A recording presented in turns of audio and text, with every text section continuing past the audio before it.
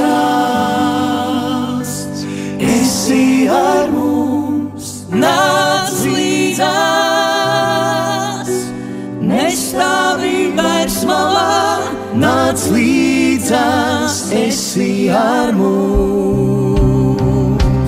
nāc līdzās, nestāvi vairs malā, nāc līdzās, esi ar mums, nāc līdzās, nestāvi vairs malā, nāc līdzās, esi ar mums, nāc līdzās, esi ar mums.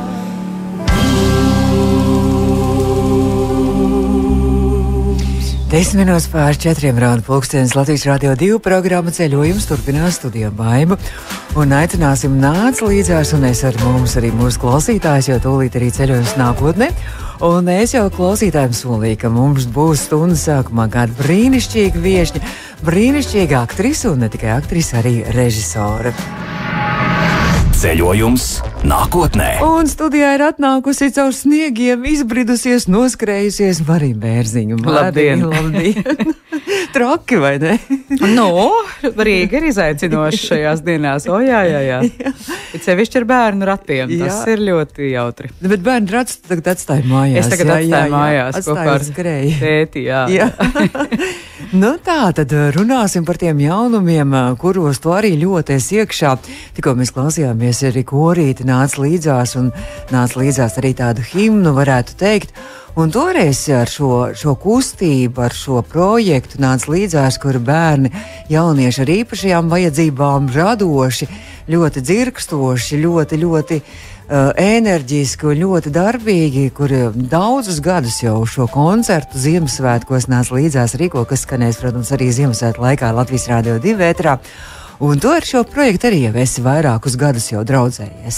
Nu, ne tikai Latvijas radio ētrā, bet arī Latvijas televīzija filmēs šo pasākumu un šķiet rādīs otrajos Ziemassvētkos. Tas mums neinteresē. Nu, tas es zinu, es saprotu. Bet jā, nu, man liekas, ka tā ir ārkārtīgi fenomenāla lieta, kas notiek jau ilgus gadus un kuras virsvadībā ir, protams, Sarma Freiberga ar savu brīnišķīgo fondu.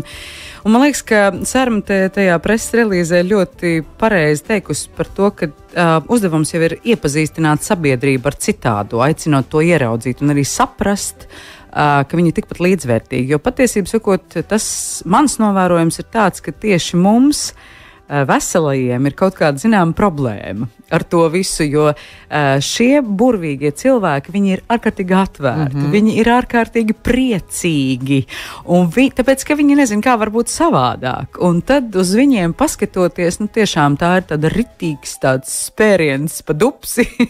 Es domāju, mums pašiem, ka reizēm tās sūdzības par to, ka vai dieviņi, kaut vai tā pati Rīga nav iztīrīta vai kaut kā tā. Bet tajā pašā laikā, Marija, es tieši domāju, ja? Es domāju, ka mums jau ir grūtības pārvietoties un ar kājām dirnē pa mašīnu, vienkārši ar kājām tu nevar izbrist tās kupenes. Kā ir viens cilvēks, piemēram, ratiņkrēslā, lai tagad pārvietojās pa Rīgu un lai uz Vecrīgu vajadzētu atnākt tev līdzi uz raidījumu. Tieši tāpēc tas viss saucas nāc līdzās, jo šiem cilvēkiem vienmēr ir kāds, kas viņiem nāk līdzās. Vai tās ir mammas, vai tēti, vai tie ir brāļi, vai māsas un auklis. Bet tā nevajadzētu būt, bet vajadzētu būt, ka viņi paši var to darīt. Protams, nē, skaidrs. Šobrīd jau kaut kādas lietas tomēr arī notiek, un man ir prieks, ka, teiksim, attīstās šīs lietas, ka mājās var jau arī iebraukt pa tādiem celiņiem vai uzbrauktuvēm, kur var iebraukt ar invalīdu ratiņiem. Bet, tas ir process, kas ir vēl tālu no pilnības, protams. Jā, tagad runāsim par tām radošajām lietām. Tātad katru gadu notiek arī šis nāc līdzās Ziemassvētkos koncerts, par ko mēs sākām runāt. Un tu jau arī vairākus gadus esi ar šo koncertu. Tu vienu gadu, es atceros, vadīji Doma baznīcā kopā ar Diānu, slaveno Diānu, kur dzied un kur brīnišķīgi dzied. Un jūs bijāt abas vadītājas. Jā. Oi, tas bija traks gads. Es sapratu, ka tur mans profesionālisms drusciņi atkāpās, jo man katru reizi bija piesakot numurus, man tas asaru līmenis acīs bija stipri pāri pusē, un tad es sapratu, nē, Maružiņš, tas nav profesionāli, šitā nevar darīt. Bet tas bija ārkārtīgi skaisti. Es tur biju tāda feja, un Diāna bija man mazā princese un zvaigznīte, un mēs Pētera baznīcā bija ļoti, ļoti skaists koncerts, bet šogad Doma baznīca. Pētera baznīcā? Pētera baznīcā, jā. Kāpēc man liekas Doma? Varbūt Pētera baznīcā. Jo tur vēl bija Raimonds, un tur bija ļoti interesanti noslēpts vēl aiz tilva viss, kur, jo tur, manuprāt, atjaunoja altāra daļu un tā. Bet, un šogad, ir nopietnas tāda atvēzēšanās notikusi. Principā šogad nāc līdzās viesosies Latgalē, mēs būsim Gorā, tātad Rezeknē. Fantastiski. Latgalē pie jums brauc nāc līdzās. Tieši tā kā droši esiet mums klāt un nāciet līdzās mums tajā vakarā, gan klātienē, gan pēc tam arī televizoru ekrānos, protams. Un radio ētrā. Jebkurā gadījumā tas, es varētu teikt, sastāvs vai kolektīvu daudzums šogad ir ārkārtīgi iespaidīgs.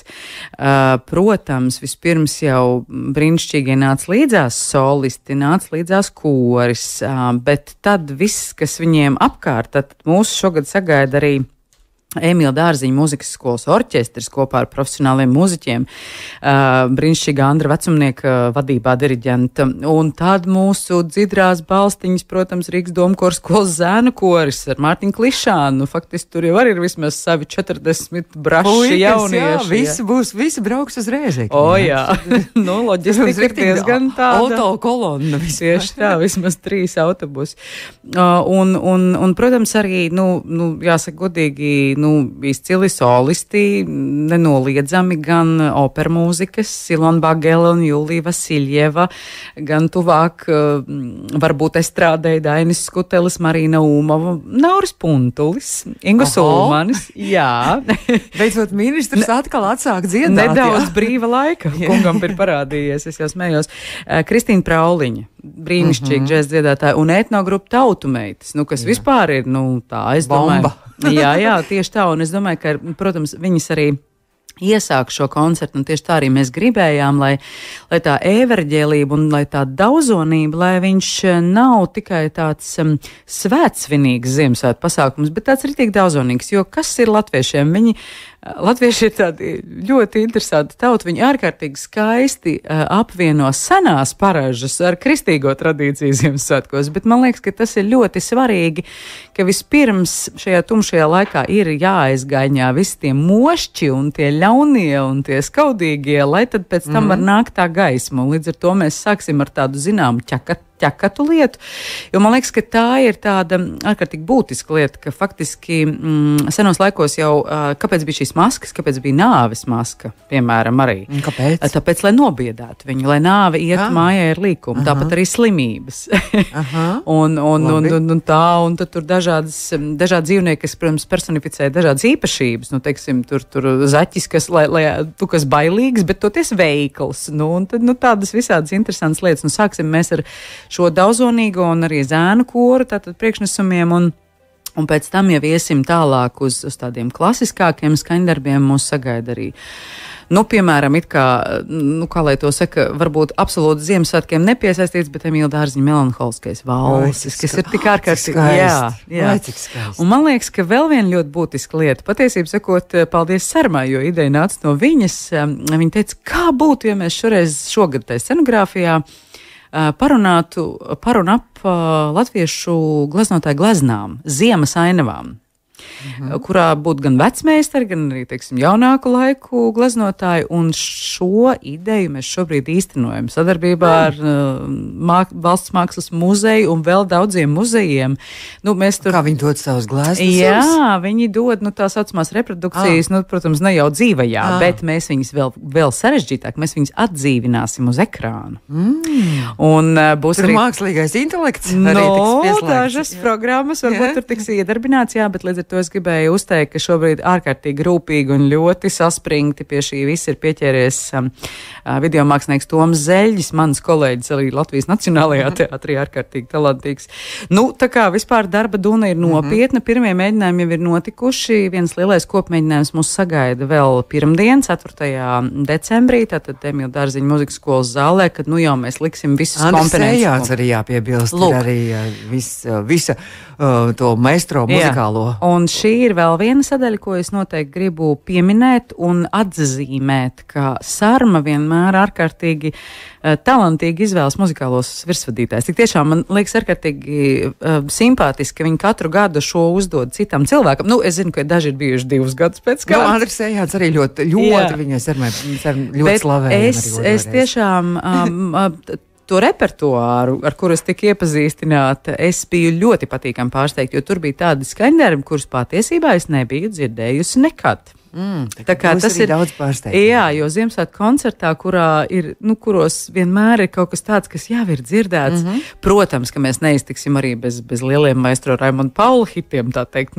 Cerams. Dabiski, bez tiem jau mēs nevaram. Un tā, bet būs arī šis tas nedzirdēts un interesants. Bet Marija noteikti jāpiebilst, tu tagad nosauc visas tos mūziķus zvaigznes, bet tā ideja ir šim nāca līdzās arī projektam un koncertiem, ka uz skatuves nāca līdzās. Līdzās ir šie lielie mūziķi, mākslinieki, kuri dzied kopā nāca līdzās solistiem. Ar solistiem, un tad droši vien, ka jānosauc varbūt arī tu ar savu aktrises dikciju, varbūt tad arī mūs gaida ļoti daudz. Jo tie ir cilvēki, tie ir jaunieši, kas ir izcīnījuši, kas jau piedalījušies jau visu gadu. Piepildot savu sapni, dziedāt kopā ar kādu profesionālu mūziķi vai spēlēt kopā ar orķestri.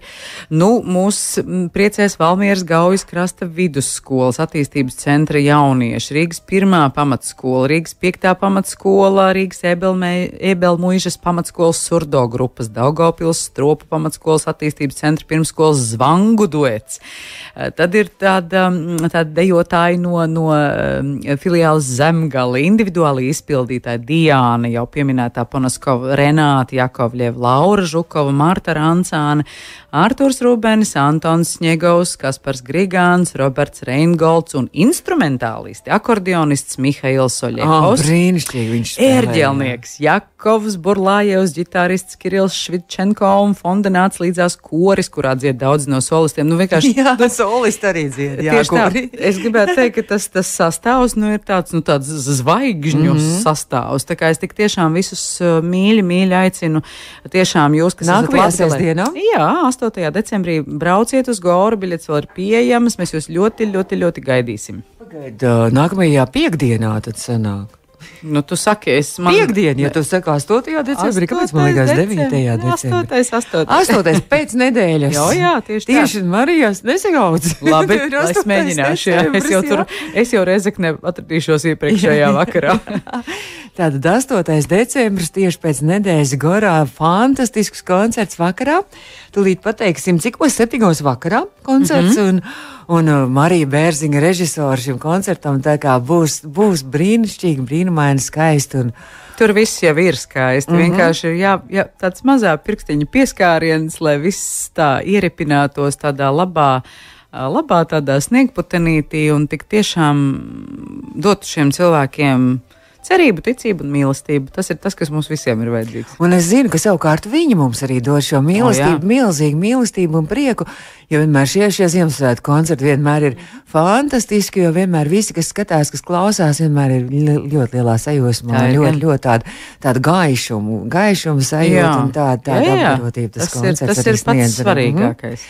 Tā kā mūsu klausītāji arī to varēs arī dzirdēt kaut kad Ziemassvētkos, tad nāks tuvāk. Mēs jau arī noteikti ziņosim un reklamēsim.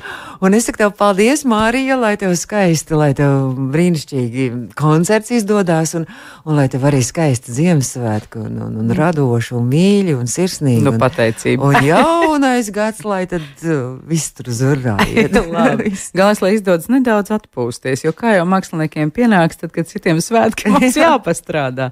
Bet protams, sanāks arī tas, lai top. Lai top Marija Bērziņa stāstīja par nāc līdzās koncertu, kas tāda nākamajā piekdienā Rēzeknē Gorā, 7:00 vakarā, 8. decembrī. Un arī mēs dzirdējām, ka tautumeitas tur ieradīsies. Nu, tad tautumeitas arī šobrīd mūsu ēteram. Sanākāti jaunas meitas to tari, šovakari laimes lieti to tari. Man iedeva vecais tēvs to tari, bikšu pogu riekšā viņu to tari.